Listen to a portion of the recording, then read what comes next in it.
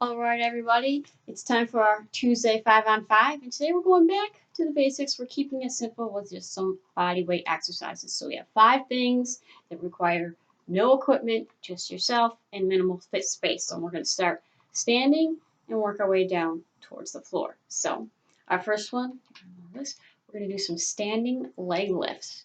So,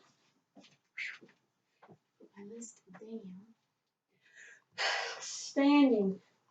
So as I stand here right now, my pelvis is anteriorly tilted, so I'm not going to be able to engage my abdominals. That's probably a lot of us if we're spending a lot of time sitting, if you do a lot of activities that require the activation of your quadriceps, we're going to have that pelvic tilt forward. So lengthen that tailbone down. You instantly feel the abdominal muscles engaged, so we're up tall. Place our hands on our hips. We got our alignment. And then I'm going to rotate, turn my foot out. And I want to make sure that I'm going to use the vastus medialis muscle, my inner quad muscle here. On the inside of the knee. I'm going to use that. And lift the leg.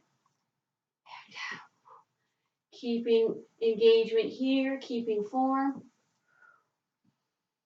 You might not be able to lift it very far. That's okay. And you'll notice that the further you try to lift it, beyond maybe what your initial easy range of motion is, you really start to feel that muscle working. So you can do some pulses if you want to make it a little more challenging, or you can hold it. Start to notice those abdominal muscles engaging more as we lift higher. So, up top. Yeah.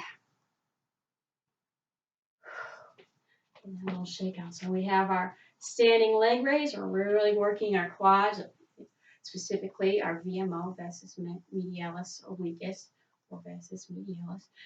And now we're going to move to a standing hip hike. So I'm just going to take that left foot, place it behind my right one. So I'm just standing on my right leg right now. Up tall once again.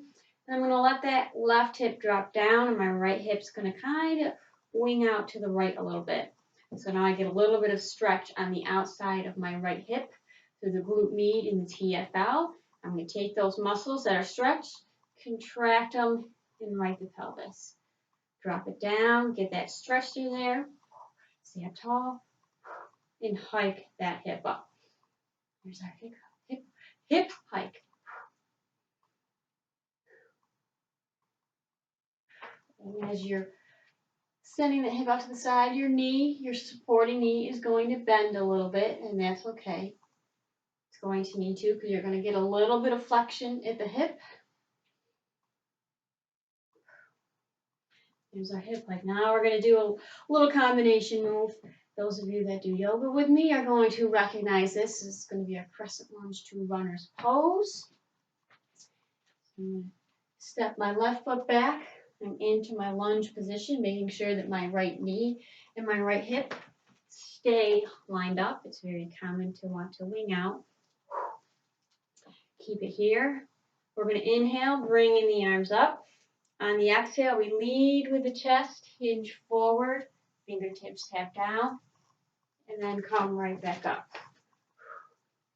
So inhaling here, exhaling nice and long spine down, keeping that hip and knee lined up, and then right back up.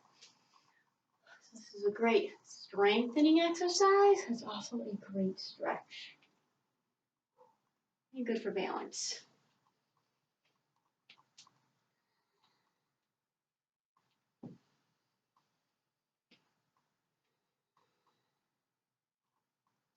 And now we're going to move to the floor. That's my little transition there. And we're going to do a plank row on our fists. You can, of course, do it on your hands, but it is a little bit easier to simulate the rowing motion with our fists as if we were holding a dumbbell. So get into our plank position, making sure that we're nice and level. And we're going to activate through the shoulder blade first. So we drive the shoulder blade in towards the spine, and then the elbow comes back. Alternating sides. Of course, you can't do this with just your hands. And you can be down on your knees. Now it's important, very important, that you keep your torso and your pelvis level. So if that means you have to widen your stance to get to that point, widen your stance. If you're in here going like this, we're not working our core, we're not working the counter rotation, and we're not effectively able to use the muscles of our upper back and shoulder blade either. So widen that stance as you need to, so you keep yourself nice and level, nice and lined up, nice and tight, and nice and controlled. Bring that back.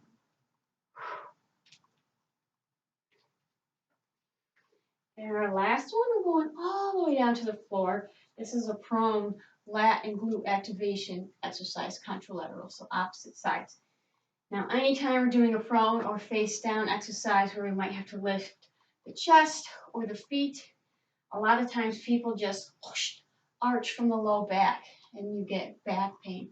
Well, of course you're getting back pain. Of course you're going to get pain there when you're doing that because you're just arching back, you're squishing those discs, compressing those discs, cranking back on those discs and vertebrae, and you're going to get pain. We need to first make sure that we activate in the middle, our abdomen, our sides, and the back. And then as we move, we want to think lengthening and then lifting. So here's what we're going to do. I am all the way down on the floor, arms overhead, outstretched. I'm going to bring my belly button in towards my spine, or those who have been in my class know I'll say your belly button is hypothetically not touching the mat. You're drawing it in. So that also means your sides and the muscles of your back are active. Then you want to imagine that you're being pulled from your hands and your feet.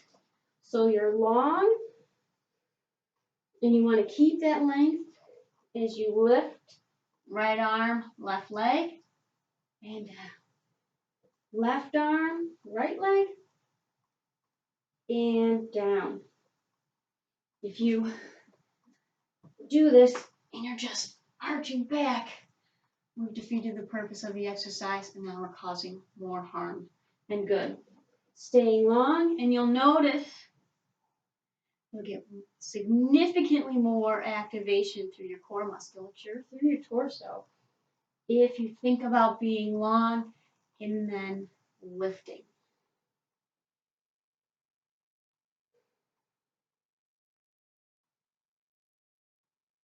Don't think about or worry about how high your arms and legs go. That's not the point. The point is just to get a little lift to get that activation. So, those are our 5 exercises for today. We have our standing leg lifts, so we're up tall. We're engaging our abdomen, engaging our VMO, that medial quad muscle, lifting the leg. We're doing our hip hikes, single leg stance, getting the TFL and the glute medius, getting those muscles working. Then we have our lunge down to runner's pose. That really focuses in on the glutes, the hamstrings, as well as the quads. We get a nice shoulder and upper body stretch, back stretch with that. Then we have our plank with row, fists or on your hands. And you can, of course, do that on your knees, making sure that if you are on your feet, if you're not on your knees, that you have a stance that enables you to maintain a nice solid position, like a plank. You're not a wobble board, you're a plank. You're a solid table. Then you can feel the activation in your core as one side comes up and the other comes up. So keep it solid. And then lastly, we move to the floor for our glute and lat activator exercise, making sure that we are keeping our spine long, activated in the middle, and then lifting arms and legs, keeping length and alignment in mind. So those are our 5 exercises.